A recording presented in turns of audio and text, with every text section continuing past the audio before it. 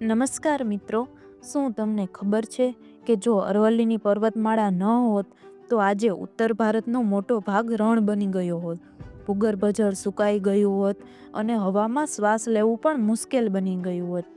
લગભગ અજબો વર્ષ પહેલાં બનેલી આ અરવલ્લીની પર્વતમાળા ગુજરાતથી લઈને રાજસ્થાનના હરિયાણા અને પંજાબ સુધી વિસ્તરેલી છે.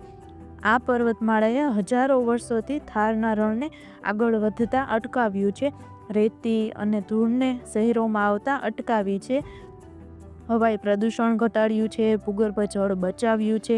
મિત્રો, આ જ અરવલ્લીનું સૌથી મોટું મહત્ત્વ દર્શાવે છે. આજે એ જ અરવલ્લી પર મોટો ખતરો મંડરાઈ રહ્યો છે. આ સરકાર દ્વારા અરવલ્લીની નવી વ્યાખ્યા લાવવામાં આવી છે કે જે વ્યાખ્યા પ્રમાણે ફક્ત 100 મીટરથી વધુ ઊંચાઈ ધરાવતા પર્વતો જ અરવલ્લી ગણવામાં આવશે અને 500 મીટરની અંદર ઓછામાં ઓછા 2 પર્વતો હશે તો જ શ્રેણી ગણાશે.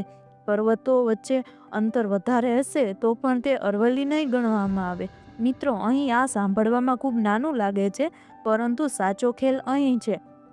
આખી દુનિયામાં પર્વતોની ઊંચાઈ દરિયાઈ સપાટીથી માપવામાં આવે છે, પણ અહીં અરવલ્લી માટે સરકારે નિયમ જ બદલી નાખ્યો કે અરવલ્લીના પર્વતોની ઊંચાઈ આસપાસની જમીનથી માપવામાં આવશે. અરવલ્લીના આસપાસના ઘણા વિસ્તારો પહેલેથી દરિયાઈ સપાટીથી 100 મીટર ઉપર છે. એટલે કે મિત્રો, પર્વત દરિયાઈ સપાટીથી 190 મીટર ઊંચો હોય તો પણ આસપાસની જમીનથી ગણવામાં આવે તો તે પર્વત ગણાતો જ નથી.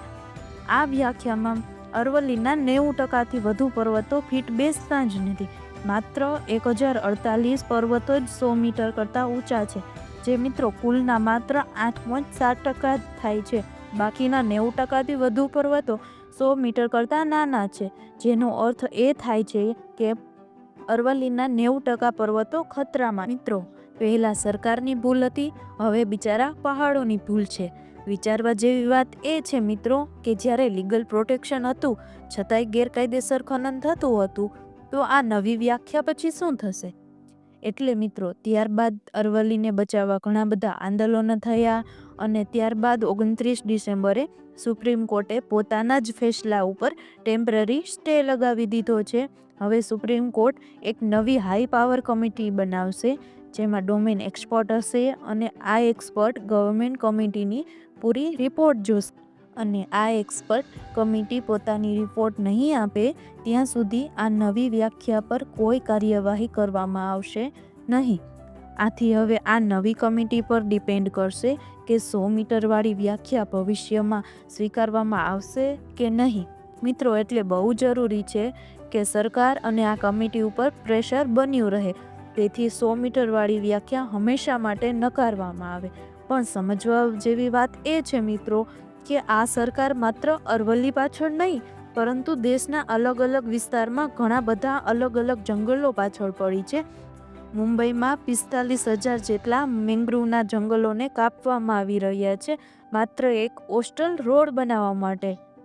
આમ જ ગુજરાતમાં અદાણી ગ્રુપના કહેવા પર જંગલની એ જમીન તેને આપી દીધી જ્યાં વૃક્ષો વાવવાના હતા. આ જમીન ગ્રીન ક્રેડિટ પ્રોગ્રામમાં સામેલ હતી અને જેને ડિસેમ્બર 2023માં ખુદ પ્રધાનમંત્રી મોદીએ પોતે ખૂબ ધૂમધામથી લોન્ચ કર્યું હતું. જે આ સરકાર ફેસલાઓ લે છે એ અદાણી ગ્રુપ અને અંબાણી ગ્રુપને જોઈને લેવામાં આવે છે. એટલે મિત્રો, આપણે આપણા જંગલોને બચાવવાના છે, દેશના જંગલોને બચાવવાના છે, પર્યાવરણને બચાવવાનું છે. અહીંયા અવાજ ઉઠાવવો ખૂબ જરૂરી છે મિત્રો.